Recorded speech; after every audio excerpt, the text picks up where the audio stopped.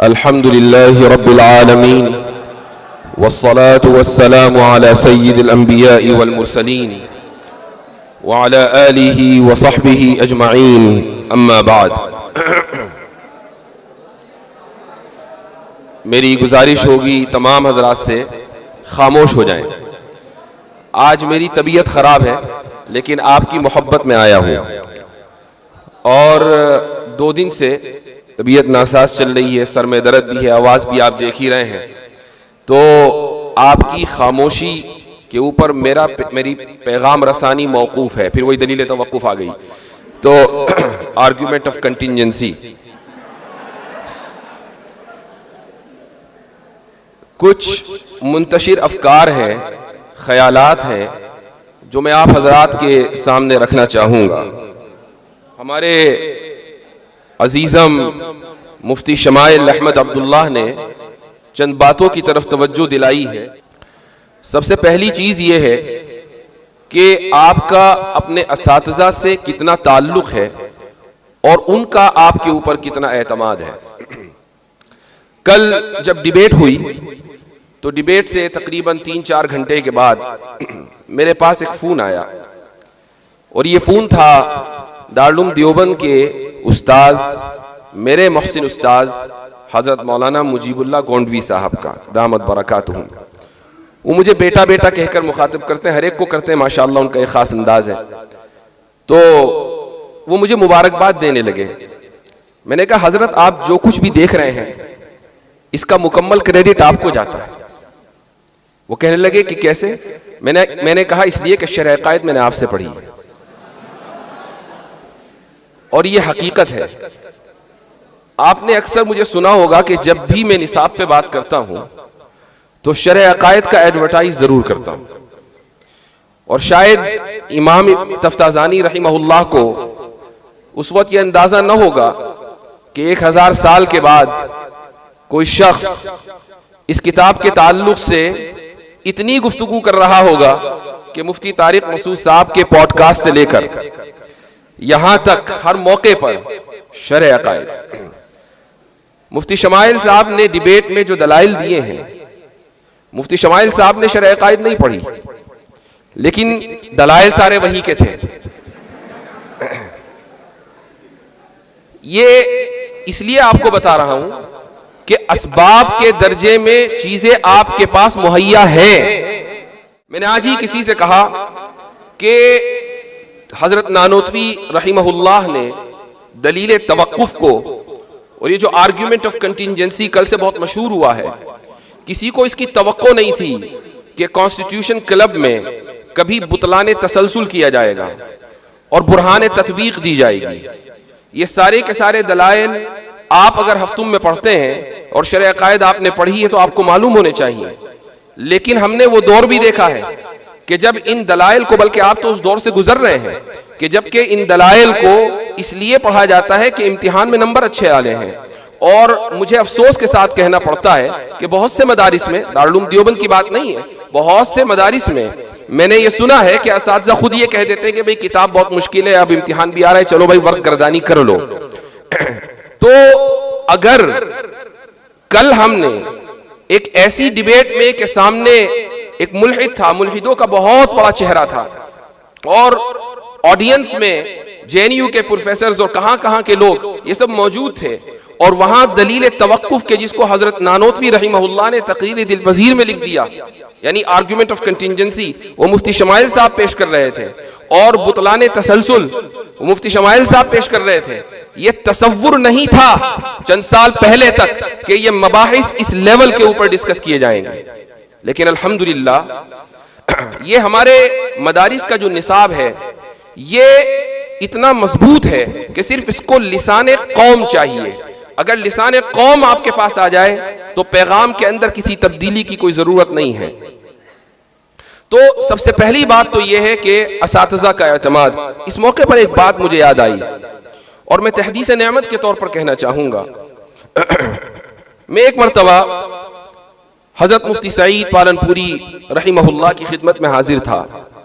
दारुल देवबंद से मैंने उस साल इफ्ता मुकम्मल किया था और इरादा यह था कि कहीं बाहर पढ़ने जाऊंगा।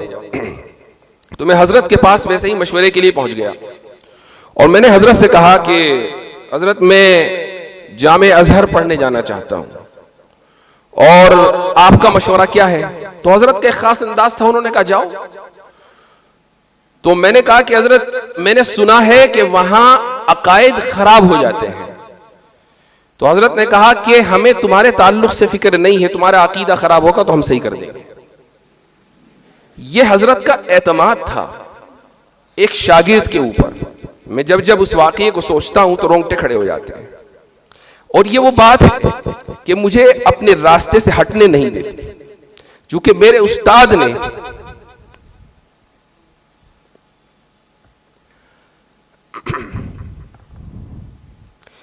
उस्ताद ने जो एतमाद मुझ पे किया था, उस एतमाद की लाज रखनी बहुत जरूरी है और इंशाअल्लाह मैं लाज रखूंगा। और आप हजरात की दुआएं शामिल हाल रहेंगी और आप भी अपने असातिज़ा की दुआओं की लाज रखेंगे। इस डिबेट का जो नतीजा है वो बहुत से लोग अलग अलग अंदाज से इसको जिक्र कर रहे हैं, लेकिन मैं एक बहुत ही अहम चीज की तरफ तवज्जो दिलाना चाहूंगा और वो ये कि हमारी बिरादरी में, उलमा की बिरादरी हो, तलबा की बिरादरी हो, उसमें एक चीज के ताल्लुक से जो एहसास पाया जाता है और वो ये है कि इल्म कलाम का इह्या होना बहुत जरूरी है। चूंकि कल की पूरी डिबेट इल्म कलाम से मुताल्लिक थी। हम इल्म कलाम का लफ्ज पढ़ते हैं, इस इस्तिलाह से वाकिफ हैं और इस फन की एक किताब भी पढ़ लेते हैं, लेकिन हमारे पास किताबों का, खुद हमारे अकाबिर की किताबों का लिखा हुआ जो जखीरा है, हम उससे बिल्कुल नाबलद हैं। मैं चंद बातें आपके सामने रखूंगा, आपको हैरत होगी कि हमारे अकाबिर किस दर्जे के ऊपर जाकर सोच रहे थे। मिसाल के तौर पर अल्लामा कश्मीरी रहमहुल्लाह ने एक किताब लिखी मिरकातुत तारम लिहुदूसिल आलम। उस पर एक मकाला भी मैंने अभी जो पिछले हफ्ते सेमिनार हुआ था उसमें लिखा था। इस मौके पर मुझे ये किताब पढ़ने का इत्तेफाक हुआ। इसमें सबसे पहली बात तो यह है कि अल्लामा कश्मीरी से 1928 में अल्लामा इकबाल मसअले ज़मानो मकान के बारे में डिस्कस कर रहे थे, खतो किताबत कर रहे थे। वो ये जानना चाहते थे कि ज़माने की हकीकत क्या है, मकान जिसको हम अंग्रेजी में स्पेस कहते हैं, उसकी हकीकत क्या है। और अल्लामा इकबाल ने ओरिएंटल कॉलेज लाहौर में 1930 में एक खुतबा दिया और उसमें अल्लामा कश्मीरी रहमहुल्लाह का हवाला दिया कि मैंने एक बड़े मुहद्दिस मौलाना अनवर शाह कश्मीरी से इस मसले पर गुफ्तगू की और उन्होंने एक किताब का हवाला दिया, उसका नाम है गायतुल इम्कान फी हकीकतिल मकान। तो ये किताब अल्लामा कश्मीरी ने अल्लामा इकबाल को भेजी कि आप इस किताब को पढ़ें। मुझे ऐसा लगता है कि इन हजरात को से मुतासिर होकर या उनकी इस्तराबी कैफियत से मुतासिर होकर अल्लामा कश्मीरी रहमहुल्लाह ने ये किताब लिखी। ये किताब जब मैंने खोली और इसको पढ़ना शुरू किया, पढ़ना आसान नहीं था। अल्लामा कश्मीरी रहमहुल्लाह का अंदाज बड़ा मुख्तलिफ है, लेकिन चूंकि दो चार किताबें इधर उधर की पढ़ी हुई हैं तो थोड़ा मेहनत करके 5-6 मरतबा एक एक सफ़े को पढ़कर कुछ ना कुछ अंदाजा हो गया कि हजरत क्या फरमाना चाहते हैं। एक मौके पर हजरत ने उस किताब के गालिबन सफ़ा 17 या 18 है, उसमें एक बात लिखी है। उसमें वे फरमाते हैं जमाने के बारे में गुफ्तगू करते हुए कि हुआ बिना ला नहनु बिही, जमाना हमसे है, हम जमाने से नहीं है। इसका क्या मतलब है? ये 3-4 अल्फाज उन्होंने लिख दिए और आगे बढ़ गए। इसका क्या मतलब है? जमाने की हकीकत क्या है? इस ताल्लुक से गुफ्तगू अरस्तू के जमाने से हो रही है कि जमाना क्या है। अरस्तू ने यह कहा कि जमाना मिकदार हरकत का नाम, यानी हरकत को नापने का जरिया है और ये एक हकीकत मुतलका है जो खारिज में मौजूद है और कदीम है, यानी जमाने का कोई आगाज नहीं है, उसकी कोई इंतहा नहीं है, हमेशा से है और हमेशा रहेगा। उसके बाद फिर अफलातून आया, उसने कहा कि नहीं, जमाना हकीकत मुतलका तो है लेकिन मखलूक है। और फिर ये सिलसिला चलता रहा, बहुत से फिलासफर्स आए, हुक्माए यूनान आए वगैरह वगैरह, यहाँ तक के मॉडर्न साइंस का जो बानी है जिसको आइजक न्यूटन कहा जाता है, उसने अरस्तू के फलसफे को लिया और उसने भी ये कहा कि जमाना is an absolute reality. Absolute reality का मतलब है कि एक हकीकत मुतलका, वही बात जो अरस्तू ने कही थी, और उसने भी जमाने को कदीम माना। यहाँ तक कि एक मशहूर फिलासफर है जो माजी करीब में भी गुजरा है, इसका नाम है कांट।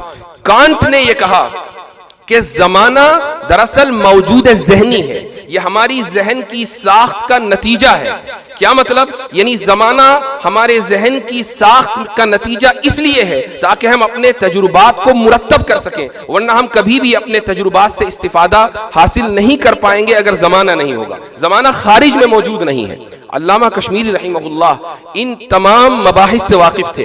वो अरस्तु के फलसफे से वाकिफ थे, वो अफलातून के फलसफे से वाकिफ थे, वो आइजक न्यूटन की राय से वाकिफ थे, वो कांट के फलसफे से वाकिफ थे। और यही वजह है कि उन्होंने कांट के इस फलसफे को तरजीह दी और ये कहा कि जमाने के बारे में कि अज़्ज़मान हुआ बिही ला नहनु बिही हुआ बिना, कि जमाना हमसे है, यानी हमारे जहन में है, वो मौजूद ज़हनी है, जमाना खारिज में हकीकत मुतलका नहीं है। ये बात मिरकातुत तारम में हजरत अल्लामा कश्मीरी रहमहुल्लाह फरमा रहे। लेकिन उसके बाद जो उन्होंने एक जुमला फरमाया वो है कल की डिबेट से मुताल्लिक़।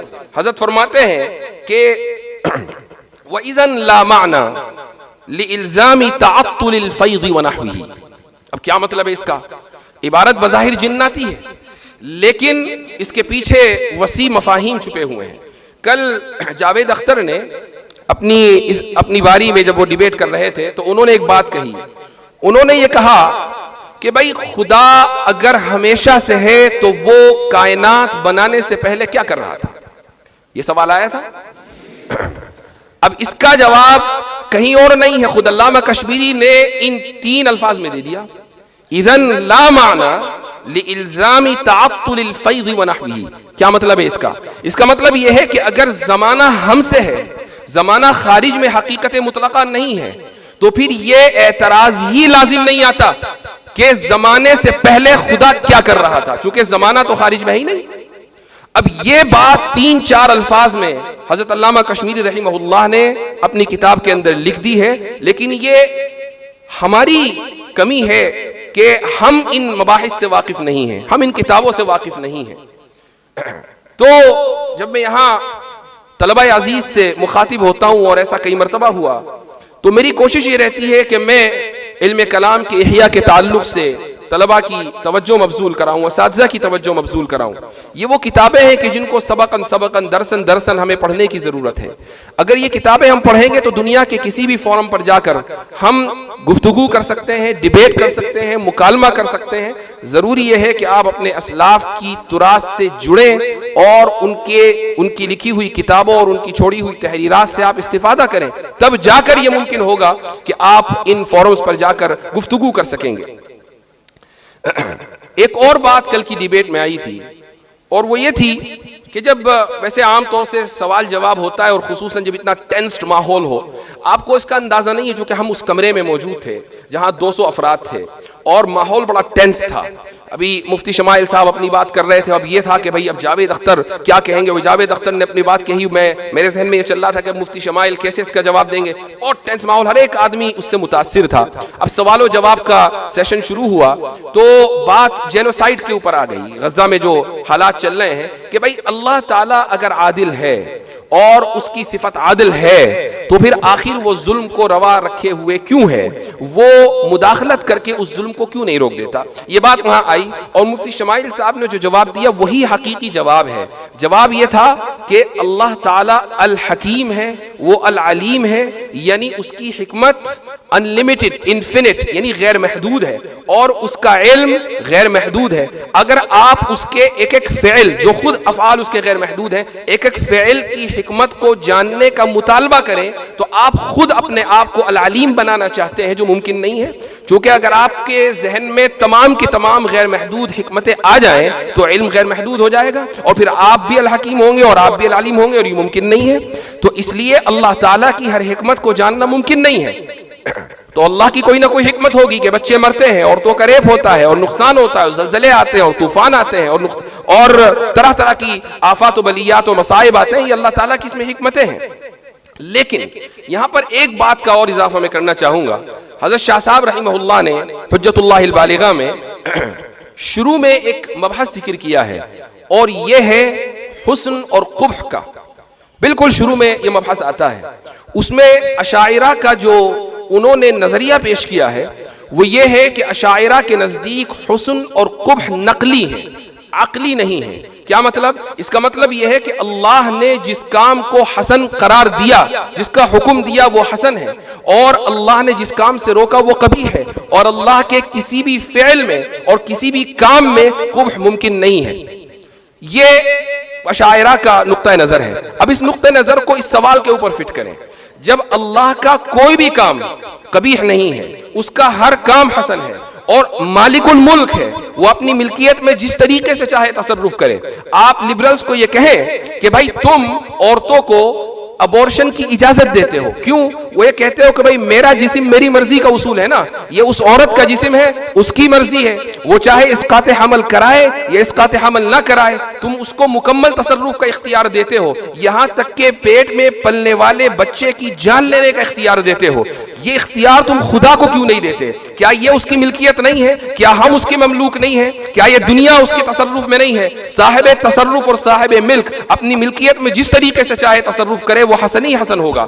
एक मुजस्समा साज अगर मुजस्समा बनाने के बाद मुजस्समा तोड़ दे तो कौन है जो उससे सवाल करे? एक तस्वीर बनाने वाला तस्वीर बनाने के बाद तस्वीर को फाड़ दे तो कौन है जो उससे सवाल करे? खुदा ने इस जहां को बनाया है, संवारा है, ये खुदा जाने कि वो इस जहां के साथ क्या करेगा। ये अशायरा का नुक्ता नजर है जो हुज्जतुल्लाहिल बालिगा में जिक्र किया गया है। ये जो मैंने ये सारे मबाहिस जो आपके सामने मैं जिक्र कर रहा हूं और डिबेट से जो कल मुकालमा हुआ है उसका रेफरेंस दे रहा हूं। ये सिर्फ बताना मकसद है कि आपके पास वो तमाम मबाहिस किताबों में लिखे हुए हैं। ये कोई किताबें यूरोप से नहीं आई हैं कि जिनको पढ़कर मुफ्ती शमाइल ने कल जवाब दिए थे। ये किताबें कोई ऐसी लाइब्रेरियों में नहीं मिलती कि जहां आप पहुंच ना सकें। ये ऐसी जबानों में नहीं लिखी हुई है जिसको आप पढ़ ना सकें।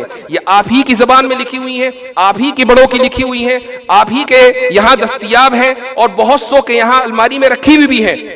काम सिर्फ इतना करना है कि उठाना है और पढ़ना है।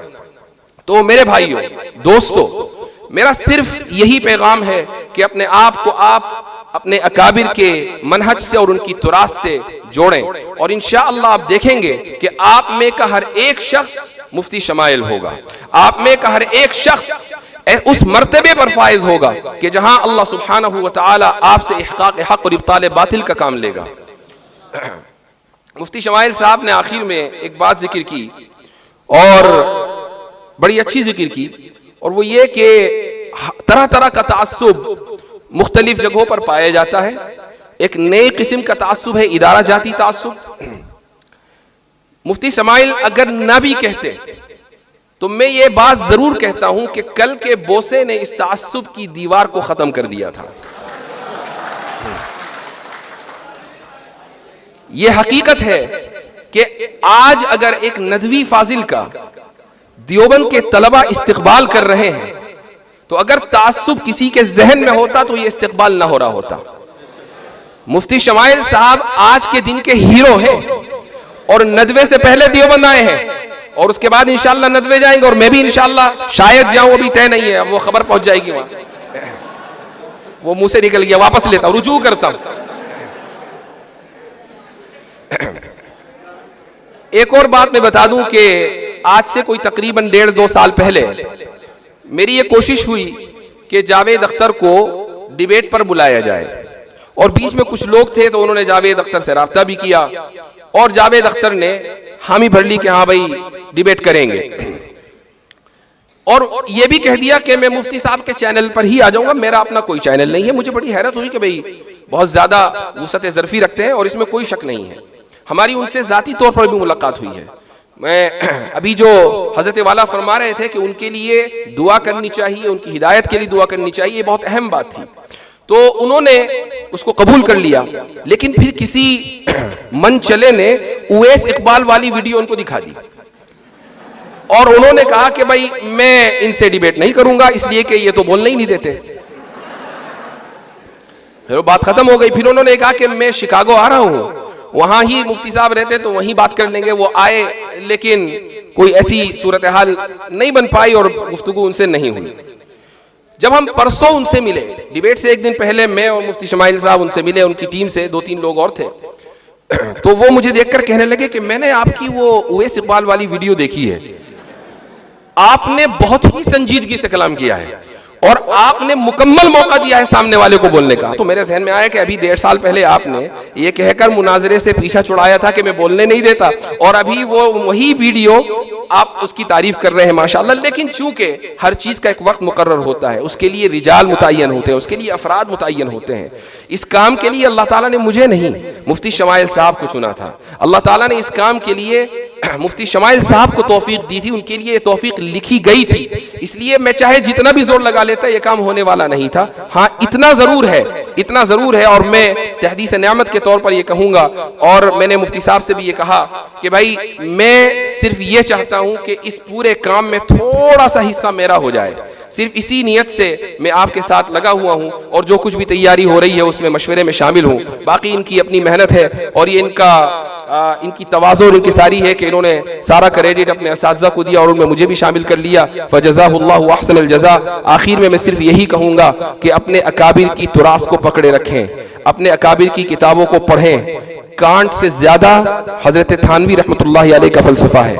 कांट का फलसफा हजरत थानवी रहीमहुल्लाह के फलसफे के सामने कोई हैसियत नहीं रखता। हजरत थानवी के मलफूजात ही आप पढ़ लें तो आपको हैरत होगी कि हजरत ने क्या क्या चीजें लिखी हैं। इंतिबाहात मुफीदा पढ़ें, अशरफुल जवाब पढ़ें, हुज्जतुल्लाहिल बालिगा पढ़ें, अबकात पढ़ें जो शाह इस्माइल शहीद की लिखी हुई है। इसी तरीके से हजरत नानोतवी रहीमहुल्लाह की कुछ किताबें हैं, आप उनको पढ़ें। तो इन किताबों को जब आप पढ़ेंगे तो आप भी इंशाअल्लाह इसी मैदान में उस लेवल पर काम कर रहे होंगे कि कल आपके लिए इस्तक़बालिये दिए जाएंगे। जज़ाकुमुल्लाह खैरल जज़ा व आखिरु दावाना अनिल हम्दुलिल्लाहि रब्बिल आलमीन।